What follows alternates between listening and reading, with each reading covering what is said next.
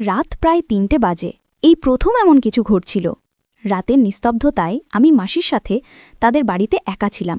বাড়িতে তখন ইলেকট্রিসিটি ছিল না, শীতের মৌসুম ছিল এবং চারদিকে ভয়ানক অন্ধকার ছেয়েছিল।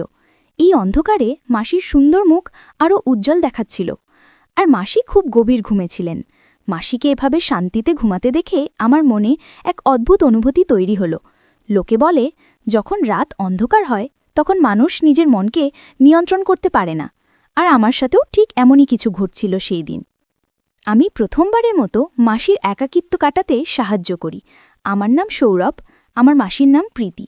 প্রীতি মাসি আমার থেকে মাত্র 7 বছরের বড় ছিলেন এবং তিনি ছিলেন অত্যন্ত সুন্দরী ও আকর্ষণীয়। মেশো এবং মাসির বিয়ে হয়েছিল মাত্র 4 মাস আগে।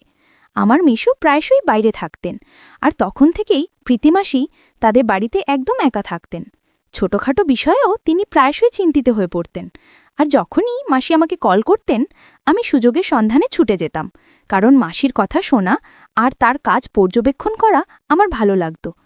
আজই যখন আমি স্কুল থেকে ফিরে দেখলাম প্রীতিমাসি বাড়িতে এসেছেন এবং তার চেহারা বেশ চিন্তিত দেখাচ্ছিল। আমি মাসিকে জিজ্ঞাসা করলাম, কি হয়েছে মাসি? তখন মাসি চিন্তিত হয়ে বললেন, সকাল থেকে বাড়িতে লাইট নেই, কারণ সময়মতো বিল জমা দেওয়া হয়নি, তাই লাইনের সংযোগ কেটে দেওয়া হয়েছে। এ কথা বলতে বলতে মাসির চোখে জল চলে এলো। আমি মাসিকে জিজ্ঞাসা করলাম, আপনি লাইটের বিল জমা কেন করাননি? মাসি বললেন, সৌরভ, তুমি তো জানো যে তোমার রাহুল মেশো প্রায়শই শহরে থাকেন। আমি এখানে একদম একা থাকি, আর পুরো বাড়ি একা কিভাবে সামলাই। আমি লাইটের বিল কোথায় রেখেছি ভুলে গিয়েছি, তাই জমা দেওয়ার কথা মনে ছিল না এবং লাইন কেটে দেওয়া হয়েছে। মাসির কথা শুনে আমি তাকে সান্ত্বনা দিলাম এবং বললাম, মাসি, আপনি আমার সাথে চলুন, আমি আপনার লাইটের বিল জমা দেবার কোনো উপায় বের করে দেব, তাহলে আপনার বাড়িতে লাইটও চলে আসবে। এসব শুনে মাসি খুব খুশি হয়ে গেলেন এবং আমি ক্ষুধার্ত তৃষ্ণার্ত অবস্থায় মাসির সাথে বেরিয়ে পড়লাম। আমি কোনো না কোনোভাবে মাসির লাইটের বিল জমা করে দিলাম। এরপর ফেরার পথে মাসি আমাকে তাদের বাড়িতে নিয়ে গেলেন। রাত বেশ গভীর হয়ে যাচ্ছিল এবং চারদিকে অন্ধকার ছড়িয়ে পড়ছিল, আর তখনও লাইট আসেনি। যখন আমরা বাড়িতে ঢুকলাম তখন আমরা কিছুই দেখতে পাচ্ছিলাম না। আমি তাড়াতাড়ি আমার ফোনে ফ্ল্যাশলাইট জ্বালালাম এবং অন্ধকারে হঠাৎই আমার নজর মাসির দিকে পড়ল। তখনই আমার মনে একটি চিন্তা এলো। আমি মাসিকে বললাম, আপনি বেডরুমে গিয়ে বসুন, আমি দেখি বিদ্যুতের জন্য কোনো ব্যবস্থা করতে পারি কিনা। মাসি বললেন, সৌরভ, আমার অন্ধকারে খুব ভয় লাগে, তাই তো তোমাকে আমার সাথে নিয়ে এসেছি। মাসির কথা শুনে আমি খুব স্নেহের সাথে তার মাথায় হাত রাখলাম এবং বললাম, মাসি, আপনি ভয় পাবেন না, এখন আপনি আপনার বাড়িতে একা নন। আমি মাসির হাত ধরে তাদের বিছানায় বসিয়ে দিলাম এবং তাকে বললাম, আমি কিছুক্ষণের মধ্যে ফিরে আসছি, আপনি খুব আরামে বসুন। আমি যখন রুম থেকে বেরোতে যাচ্ছিলাম তখন মাসি অন্ধকারে ভয়ে আমার হাত একদম শক্ত করে ধরে ফেললেন আর হাউমাউ করে কাঁদতে লাগলেন। আমি মাসিকে সান্ত্বনা দিলাম। কিছুক্ষণের মধ্যে মাসি গভীর ঘুমে চলে গেলেন। মাসি সাধারণত বাড়িতে শাড়ি আর হালকা ব্লাউজ পরে থাকেন আর রাতে নাইটি পরে ঘুমান, কিন্তু আজকে তিনি নাইটি পরেননি। নাইটি পরলে অনেক ভালো হতো। আজ হালকা সবুজ রঙের শাড়ি পরেছেন। শাড়িতে ঘুমন্ত মাসিকে দেখে পরীর মতো লাগছিল। তাকে দেখে আমার অদ্ভুত অনুভূতি হচ্ছিল। আমি যত দ্রুত সম্ভব আমার উদ্দেশ্য সাধন করতে চাচ্ছিলাম। যেমন কথা তেমন কাজ। এই অন্ধকার ঘরে সেদিন রাতে অনেক কাজ করেছি। মাসি গভীর ঘুমে থাকায় কিছুই টের পেলেন না। আমার জন্য বেশ সুবিধাই হয়েছিল। সকালে ঘুম ভাঙতেই আমি নিজেকে খুব ক্লান্ত অনুভব করছিলাম। দেখলাম প্রীতি মাসি উঠে গেছেন আর খুব রেগে আমার দিকে তাকিয়ে আছেন। আমি জিজ্ঞেস করলাম, কি হয়েছে মাসি? আপনি আমাকে এভাবে তীর্যক দৃষ্টিতে কেন দেখছেন? এক মুহূর্তের জন্য আমার মনে হলো মাসি কি জানতে পেরেছেন যে আমি গতরাতে কি করেছি। মাসি বললেন, অর্ধেক দিন চলে গেছে, আর সৌরভ, তুমি এখনো ঘুমাচ্ছ? তাড়াতাড়ি ওঠো আর বাড়ি চলে যাও, পিসি তোমার জন্য চিন্তা করছেন। আমি মাসির হাত ধরে আমার পাশে বসালাম। মাসি বললেন, বেশি আদর দেখানোর দরকার নেই, আমি সব জানি। রাতে তুমি আমার বিছানায় কেন ঘুমিয়েছিলে?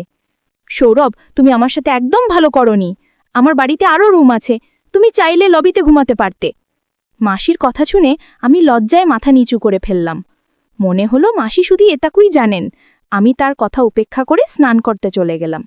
একটু পর যখন বাড়ি ফিরলাম, মা খুব রেগে বসেছিলেন। মা বললেন, সৌরভ, তুমি এতক্ষণ কোথায় ছিলে? আজ ফিরেছ? আমি মাকে বললাম, মাসি অন্ধকারে খুব ভয় পেয়েছিলেন, তাই বাড়ি আসেনি। এখন সকালে মাসির বাড়িতে লাইট চলে এসেছে, এখন মাসির আর কষ্ট হবে না।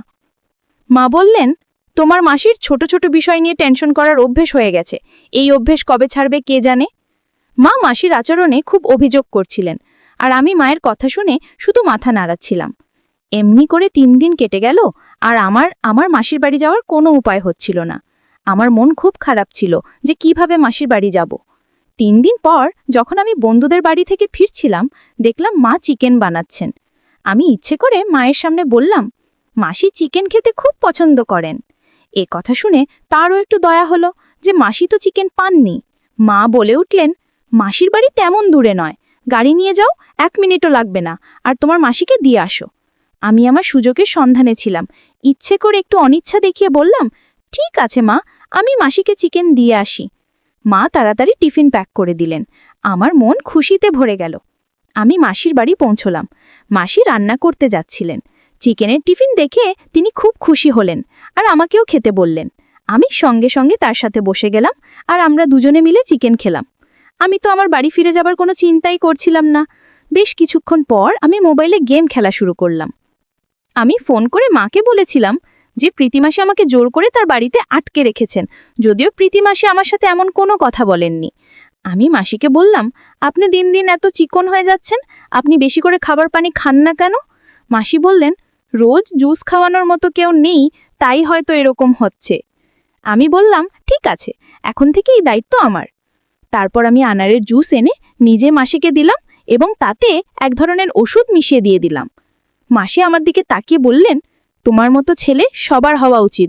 তোমার রাহুল মাসও এখানে নেই, কিন্তু তুমি আমার এত খেয়াল রাখো যে এখন আমার তেমন সমস্যা হয় না। নইলে আমি বসে বসে ভাবতাম তোমার রাহুল মাসও ছাড়া আমার সময় কিভাবে কাটবে। মাসির কথা শুনে আমি হালকা করে হেসে দিলাম। মাসি কি জানতেন যে আমার এই সাহায্যের পিছনে কি উদ্দেশ্য লুকিয়ে আছে? আমি তো সবসময় সুযোগের খোঁজে থাকতাম। মাসি সেই জুস খাওয়ার পর খুব গভীর ঘুমে পড়ে গেলেন, এবং লাতের মতো আজকেও একটি কাজ করলাম। পরের দিনও আমি সকালে অনেক দেরি করে উঠলাম। যখন উঠলাম, মাসিও আমার সাথে উঠে পড়লেন আর বললেন, তুমি রাতে আমার বাড়িতে কাটিয়েছ, তোমার মা খুব চিন্তিত হবেন। আমি বললাম, না মাসি, আমি মাকে ফোন করে বলেছি তাদের কোনো টেনশন নেই, মা নিশ্চিন্তে বাড়িতে আছেন। দুপুরের দিকে প্রায় 1টার সময় আমি বাড়ি ফিরে এলাম। মা আমাকে বললেন, তোমার পড়াশোনাতেও একটু মন দাও, নইলে তুমি তোমার মাসির চাকর হয়ে যাবে আর তোমার পুরো জীবন নষ্ট হয়ে যাবে।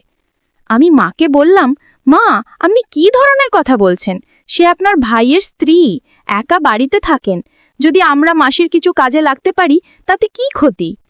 এখন আমি ঠিক করেছি যে আমি প্রতিদিন রাতে মাসির বাড়ি যাব, যাতে তার পাশে থাকতে পারি। আশেপাশের প্রতিবেশীরা বলেছে যে এখন গ্রামে অনেক চুরি হচ্ছে, এই অবস্থায় মাসিকে একা রাখা ঠিক হবে না। আমার কথা শুনে মা টেনশনে পড়ে গেলেন এবং বললেন, ঠিক আছে, তুমি রোজ রাতে তোমার প্রীতিমাসির বাড়ি যাও, কিন্তু সকালের সময় মতো ফিরে আসবে। এরপর থেকে আমি প্রতিবার আনারের জুস নিয়ে মাসির বাড়ি পৌঁছে যেতাম, সেই জুসে ওষুধ মিশিয়ে তাকে দিতাম, আর মাসি গভীর ঘুমে পড়ে যেতেন। আমি আমার সুযোগের সদ্ব্যবহার শুরু করতাম। এখন আমি এই কাজে খুব খুশি ছিলাম। আমি খুব সহজেই মাসিকে বোকা বানিয়ে দিতে পারতাম। মাসি কখনো আমার উপর সন্দেহ করেননি, আর বুঝতেও পারেননি যে আমার উদ্দেশ্য।